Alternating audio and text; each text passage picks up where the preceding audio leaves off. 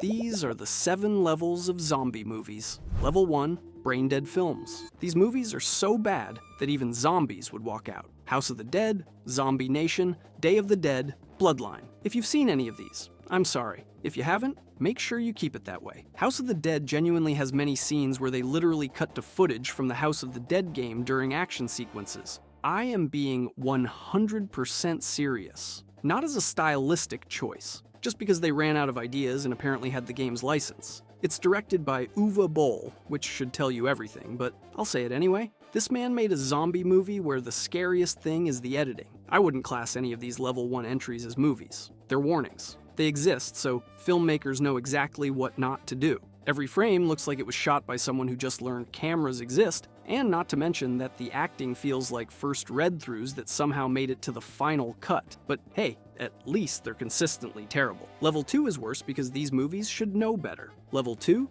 dumb films. Level 2 movies have budgets. They have some recognizable actors, but they have no excuse for being this aggressively mediocre. Yet here we are. Resident Evil. The final chapter is edited like the editor was fighting the footage and losing. I actually counted once. The average shot length is under 2 seconds. Nah, but in all seriousness, in some scenes, and I'm not exaggerating here, I could not even tell what the fuck was happening, who's fighting who, or why you should even care about whatever was happening. There was even one point in the movie that was so shaky and jumpy that someone died and I didn't even know who it was, until around 10 minutes later where I was able to see who was still alive and then find out. The rest of the film is just Milla Jovovich doing backflips in slow motion while the plot happens somewhere off screen. But hey, luckily this terrible pacing only carries on until the last 15 minutes, where it slows down and becomes even more unbearable. I'm debating putting this in level 1, though I think mainly because of the franchise it gets its spot in level 2. But this isn't the only level 2 film. The Dead Don't Die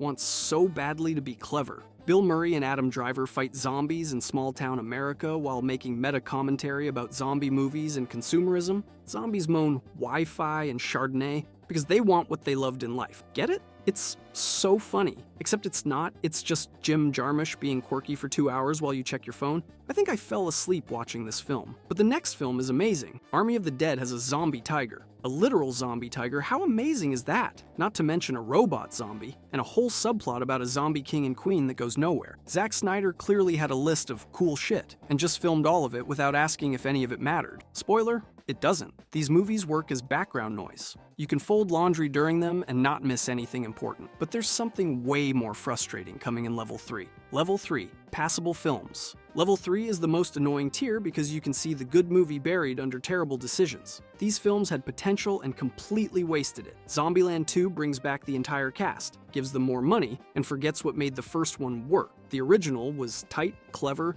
character-focused. The sequel is louder and dumber and introduces new characters who are just discount versions of the ones we already like. If you're a fan of Zombieland 2, don't hate me. I think the film is fine overall, but forgettable. It's the definition of, well, that existed. Unlike Resident Evil from 2002, which launched a franchise that made billions of dollars, and also forgot that Resident Evil is a horror game. The laser hallway scene is sick as fuck. Everything else is Milla Jovovich doing Matrix moves while zombies stand around waiting to get kicked. It's fine as a generic action film. As Resident Evil, it's basically fan fiction that somehow got a $100 million budget. 28 Weeks Later opens with one of the most intense sequences in zombie movie history. Robert Carlyle abandoning his wife while she screams for help is devastating. Then, the movie becomes a series of people making catastrophically stupid decisions because the plot needs them to. An infected man gets access to his children in a secure quarantine zone. Nobody locks the door properly. The US military's brilliant plan is to firebomb all of London. It's competent and disappointing in equal measure. But I do appreciate the intensity and gore of 28 Weeks Later, and yeah, overall, it was a solid sequel. But at least Level 3 movies tried to be good. Though Level 4 is where things finally start getting fun, and there's a specific reason these movies work that the previous ones completely missed. Level 4. Good films. Level 4 movies finally figured out the secret, have an actual point of view. These films have style, personality, and ideas, even if they don't always stick the landing. Firstly, World War Z should have been a disaster. It had massive reshoots, budget overruns, and a completely replaced third act, but somehow it works anyway. The Israel Wall scene where zombies build a pyramid of bodies to climb over is genuinely spectacular. Brad Pitt is doing his best, concerned dad saves the world performance. The problem is the book is this brilliant anthology of different perspectives on a zombie war, and the movie is just Brad Pitt running around and being Brad Pitt. Yes, it's good. It's just a shame since I believe it could have easily been legendary. But the next weird one was surprisingly good. Pontypool might be the weirdest zombie movie ever made.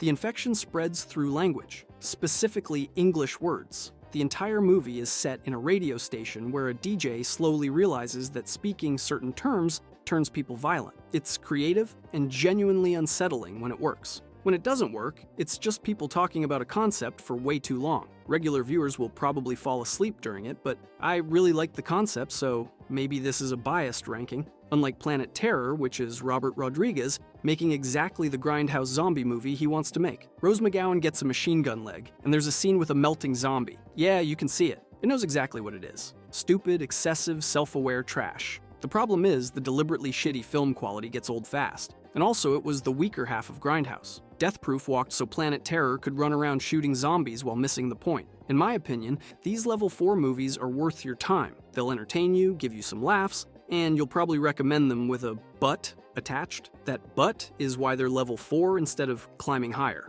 Because Level 5 is where movies stop being pretty good and become genuinely great, and the difference is bigger than you'd think. Level 5, great films. Level 5 is where zombie movies remember they can make you feel things besides, haha, cool gore. These films have emotional weight, characters matter, and you might actually get upset when someone dies, which is weird during a zombie movie. The Girl with All the Gifts is about a little girl named Melanie who's infected with a fungal zombie virus, but still has her mind intact. She's kept strapped to a wheelchair in a military base, treated like a weapon by most people, and like a student by one sympathetic teacher. The movie asks genuinely uncomfortable questions about what makes someone human and whether humanity deserves saving if we're monsters to children. Senia Nanua's performance as Melanie will break your heart. The ending is bleak and perfect and completely earned. It's not really about zombies. It's about how we define personhood and who gets to be considered human. Army of Darkness is Bruce Campbell fighting skeleton zombies in medieval times with a chainsaw for a hand and a shotgun he calls his boomstick. And if that doesn't sound perfect to you,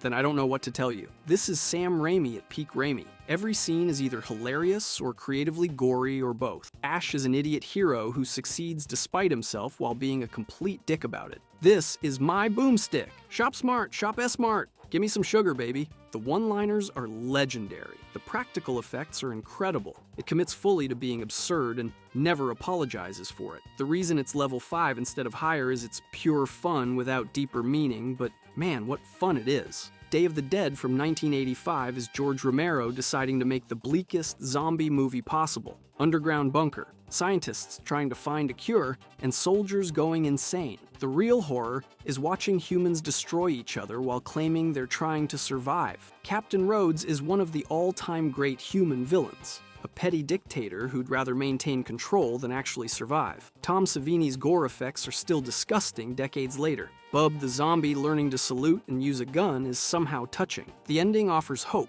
but makes you wade through intestines to get there. These movies prove the genre can be more than jump scares and headshots, but still have room for improvement. Though none of these levels have been anywhere near as insane as you guys watching this far and not joining my Discord server. Link in description. Okay, but seriously, these next 2 levels contain some of the most brilliant movies you will ever see in your life. Level 6, Masterpiece Films. Level 6 is where the training wheels come off and directors start using zombies to make actual statements about society, humanity, and what scares us beyond rotting flesh. Dawn of the Dead, Zack Snyder's remake, not the original, opens with one of the most effective apocalypse sequences ever filmed. Sarah Polley goes to sleep in suburban normalcy and wakes up to her neighbor's zombie child eating her husband. Within 5 minutes, the entire world has collapsed. Then the opening credits roll over Johnny Cash singing "The Man Comes Around" while civilization ends in rapid cuts of chaos, and you realize this movie knows exactly what it's doing. The survivors hole up in a mall, which becomes this perfect consumerist nightmare. They're hiding in a temple to capitalism while the world dies outside,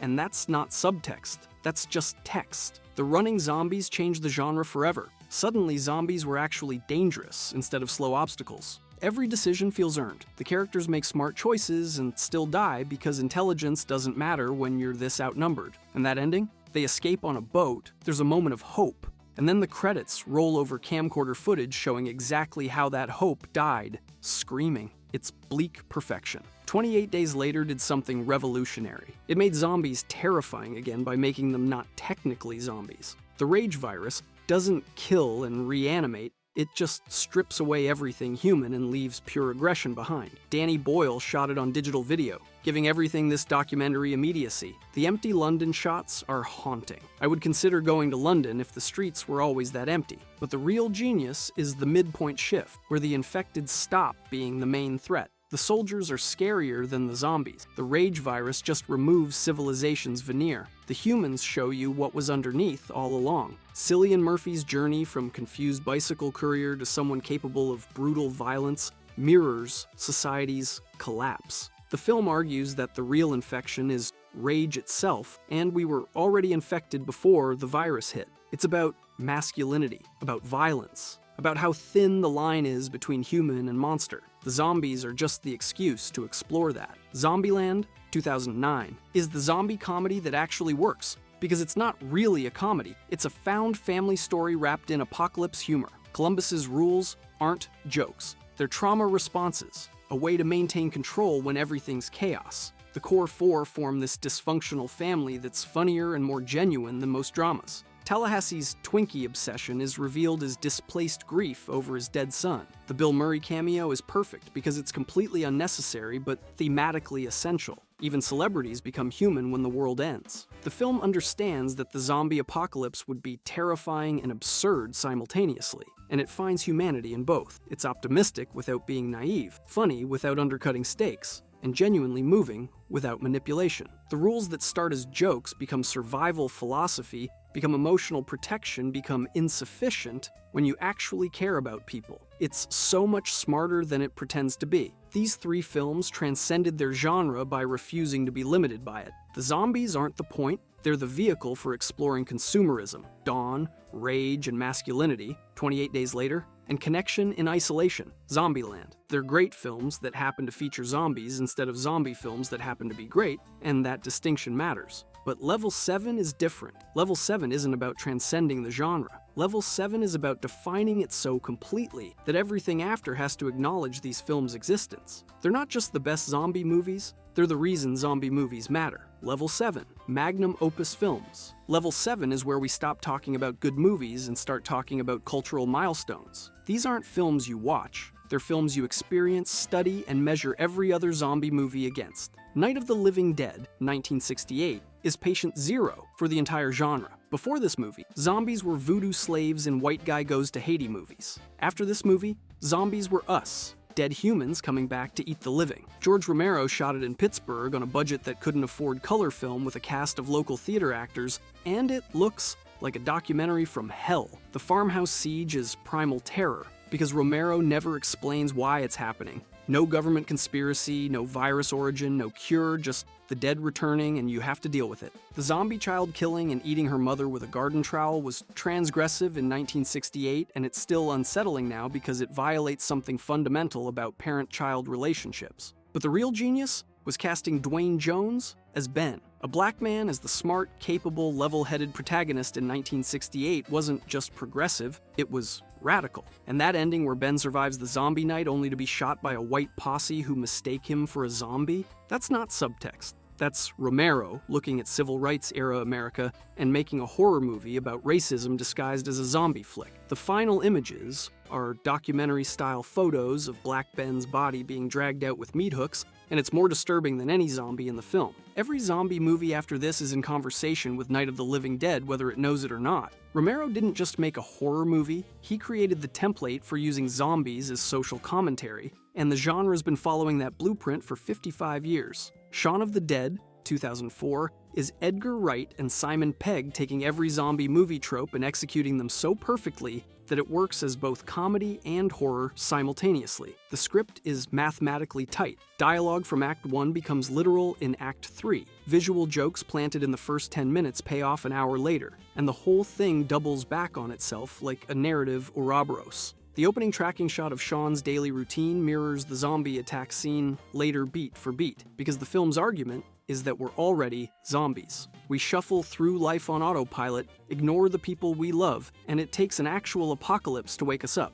Every frame is packed with details. Every joke has a purpose. The comedy never undercuts the stakes because the people making it genuinely love zombie movies and understand what makes them work. When Sean has to kill his zombified mother, it hurts. When David gets torn apart, it's brutal. When Ed stays behind so Sean can escape and you realize their friendship is ending, it's genuinely moving. The film earns every emotional beat by respecting both the comedy and the horror equally. Most parodies punch down at their genre. Shaun of the Dead loves zombie movies too much to mock them. It celebrates them while being funnier and smarter than most serious entries. And that ending where Ed plays video games in the shed as a zombie while Sean lives a normal life with Liz? It's perfect. It's saying we can integrate even the worst parts of our past into our present if we're willing to compromise. Also, it's hilarious. The film works as rom-com, buddy comedy, horror, and social satire without dropping any of those balls. That's not just good filmmaking, that's masterpiece territory. Train to Busan, 2016,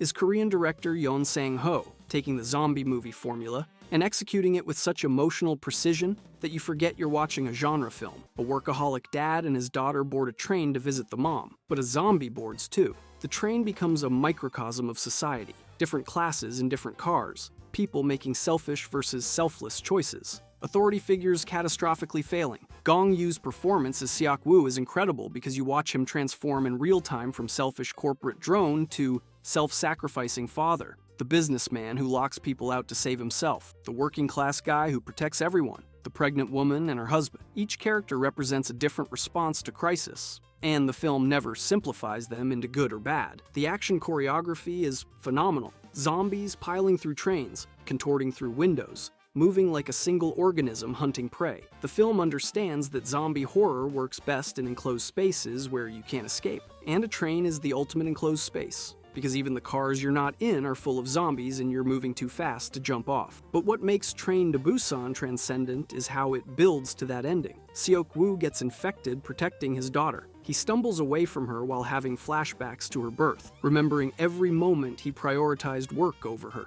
realizing exactly what he's losing. He chooses to jump off the train rather than attack her. The daughter and pregnant woman walk through the tunnel singing the song the daughter sang earlier. Soldiers ready to shoot them until they hear her voice and realize they're human. It's devastating. You earn every tear because the film spent 2 hours building these characters and making you care whether they survive. The zombies are fast and terrifying, but the real story is about a father learning to be a father right before he loses the chance to be one. That's not just a good zombie movie, that's a great film that happens to feature zombies. These 3 films define what zombie cinema can be. In my opinion, they're the peak of zombie movies. And if you enjoyed this video and want to see the 7 levels of zombie variants, click now.